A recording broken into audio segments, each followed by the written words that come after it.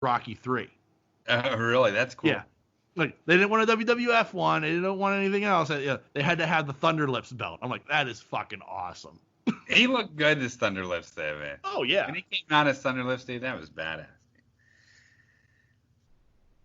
But that was like at the time, like, and this is what people forget, like, when he was like in like his first in the WWF and then in the AWA, he was a bad guy. Yeah. He was a heel, and he came out like with like he was already coming out with like the feathered boa and shit like that. Like, he was doing that back in the late 70s, early 80s already. Yeah. You know, it wasn't until like, you know, so like him coming out with like the feathered robe and everything with Thunder Lips, I was like, yeah, that's just Hogan being Hogan. You know, this isn't that much of a stretch. So like with this, you know, when you see him come back to the WWF and, you know, the whole, you know, Eye of the Tiger and coming down and, you know, with the face to Sheik, and it's just like, what the fuck is this? I don't remember. He just didn't have any, like, I mean, Hogan was not like a great wrestler by any means. Oh, no. You have to admit that. Yeah. Even he admits that. He was all show. Yeah. I mean, he can get a room. You know what I mean? Oh, yeah. He was a personality. Yeah. Like, I hate, like, people talk about like the Hogan Andre match, like it's like this classic, and it's like it was awful. It's an awful fucking match. Yeah. The only thing you remember is the ending where he slams Andre and then drops the big. Yeah. Yeah, and Andre helped him with it. Yeah.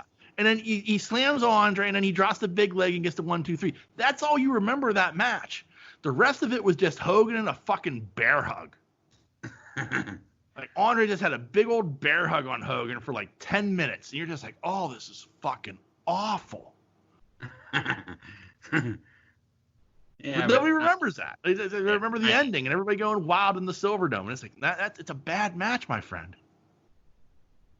It is. You know, and look at what was his special? Leg drop, right? Yeah, the big leg drop. That was it. It was like a body slam followed up by the big leg drop. Yeah. And then the 1, 2, 3. Yeah, that was it.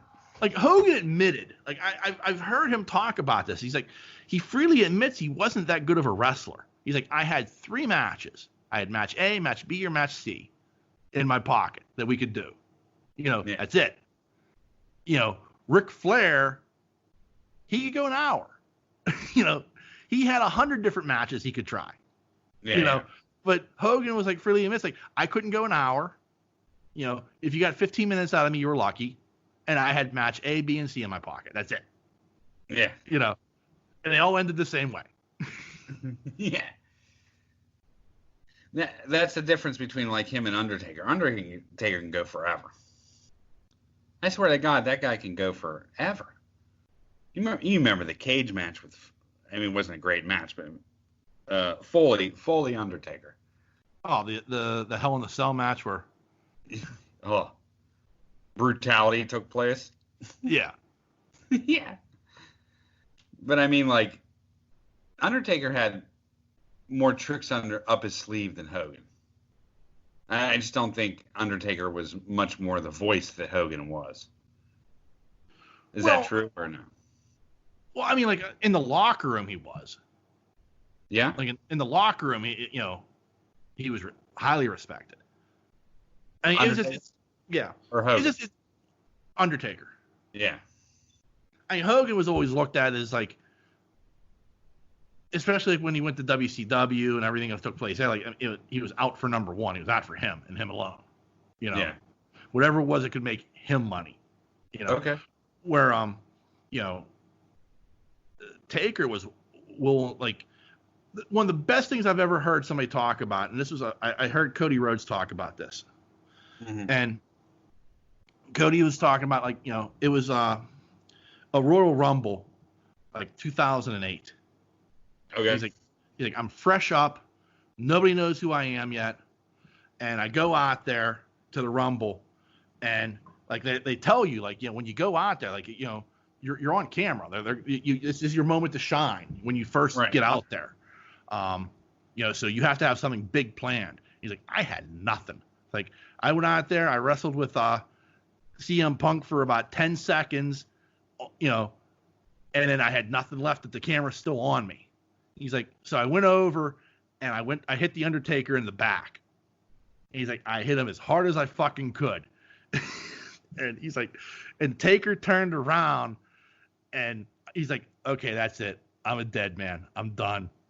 And he said, Taker grabbed me by the neck. And I thought, well, I'm going for a ride. And Taker whispered, hit my knee. So he's like, I kicked Taker in the knee. He goes down and he said, like, do something. So like Taker gave him this moment. Like, yeah. You know, this young guy who, like, you know, stiffed him. Like, gave him a stiff shot in the back. Yeah. He's like giving up a moment, like, to let him shine for just a second. Yeah. You know, and he's like, I'll never forget that. Like, I had a moment where I got one over on the Undertaker, and like he gave that to me, and I can never repay him for that. Yeah. You know? So that's the kind of guy he was. Like, he was willing to do shit like that. Where if that was Hogan, you know, Hogan would have turned around, probably gave you a potato to the head, you know. Yeah. And then tried to throw you out. Yeah. Know? So he was well respected in the locker room? Oh, Taker? Yeah. They loved him? Like, he was like the voice of reason in the locker room. Like, you know, if shit was getting out of hand, like, and Taker said something, you settled that shit down. Really? Yeah. Like, there's the rumor, and he kind of confirmed it, like, during the Montreal screw job. Or no, not that one. It was WrestleMania where Shawn Michaels dropped the belt to Steve Austin. All right. You know, there were rumors that Michaels wasn't going to drop the belt. Like, he was going to shoot and keep the belt. And there were rumors that, and Taker kind of confirmed this, that he was hanging out, like, right there at the what they referred to as the gorilla position, like right there before the entryway. Yeah. With his fists taped up, watching the match. And he was there before Shawn went out, so Shawn knew, if you come back with that belt, I'm taking it from you. Really? Yeah. No shit. Yeah. Wow. So, yeah. Well, the McMahon seemed to like him. Oh, yeah. I mean, they never dicked him. No. Like, I mean, he speaks very, like, he said, he's like, I was able to, at some point, ride a line where I could speak freely with the office, but not be looked at as an office lackey by the boys. Right. So the locker room still respected him. Kind of, I mean, I guess the way I would look at it is like kind of like a veteran on an NFL team of, like, where, like, you know, I could talk to the general manager, I could talk to the coach, and can voice our concerns, but in the locker room, I'm not a guy that, like, people won't talk to around, you know. Right. And I think that's what the Undertaker was. How was what was his relationship with Triple H like? Any? I think it was. He said it was good enough, you know. Yeah. They didn't have any heat, you know. It's one of those things where, like especially with Hunter, like the thing people confuse is like when they had their feuds, like, Hunter's didn't have any power. He was just married to the boss's daughter, or dating the boss's daughter. You know, like, now you look at Triple H, he's a guy who's, you know, he's an executive vice president with the company. You know, he runs NXT. You know, he has these responsibilities now where he's a power player in the office, but he's no longer an active wrestler. Right. You know, but people confuse that and think, like, well, back in 2001 when he was dating Stephanie McMahon, well, clearly he had all this stroke with the front office, and that's why all this shit happened. Like, no, that's not the case at all. No? You know, no. Like, maybe they may have been more receptive to some of his ideas because he was dating Stephanie. But, like, it wasn't like he was, like, he could go out there and say, like, you know, yeah, I want to go over on the Taker on at WrestleMania, and you're going to make that happen. I was like, sit the fuck down, you know. Yeah. You know, so, like, yeah, that's what it is. It's like, people confuse that power he has now with, like, well, he had that 20 years ago. No, he didn't. He didn't. Yeah. Yeah. You know. So I don't think Vince would have ever let that happen. no, I don't. Well, that's the thing again. Like, you know, we everybody. Like, the thing you have to understand is like, at the end of the day, there's only one person that has to say yes or no that means anything, and that's Vince McMahon. Yeah.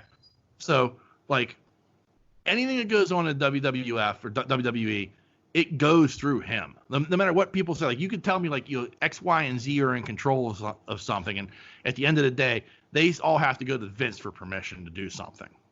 You know, I want to push this character. This is a storyline idea I have for this wrestler. I want to do this, and this with them. Can I get permission for that from Vince? Right. You know, that's the bottom. He's the bottom line guy. So, like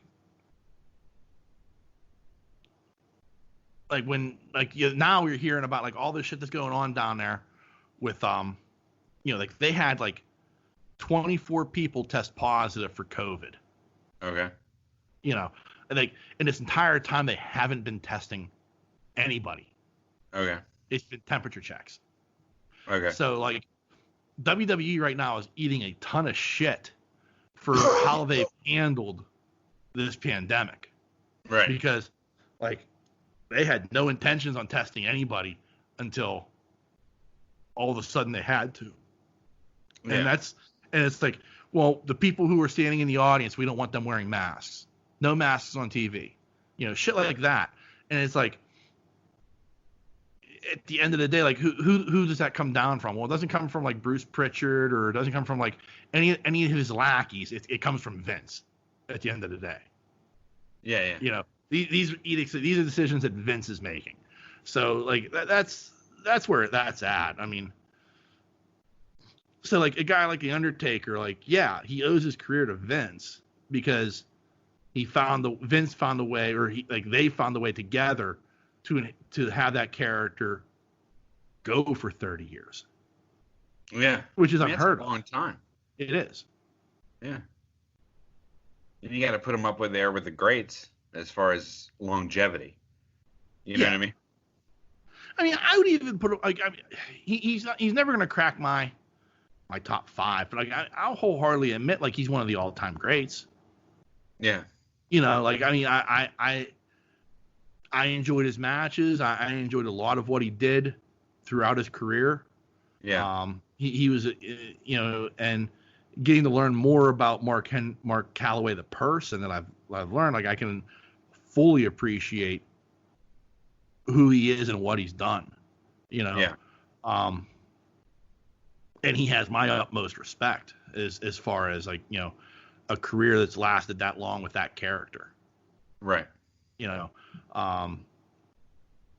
is he Flair? Is he Steamboat? You know, is he the guys I've always talked about? No, but, you know, is he going to my top 15? Quite possibly, yeah.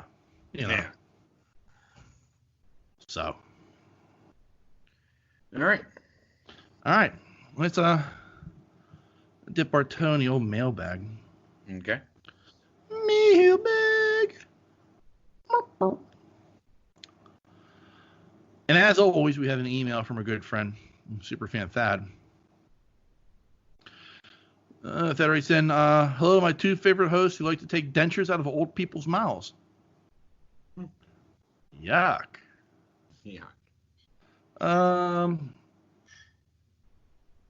No, I'm not going down that. No.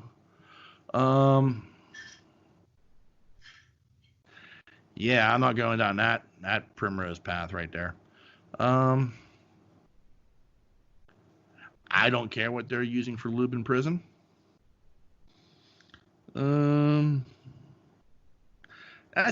This is completely unreadable. Okay. Well played, Thad. Well played.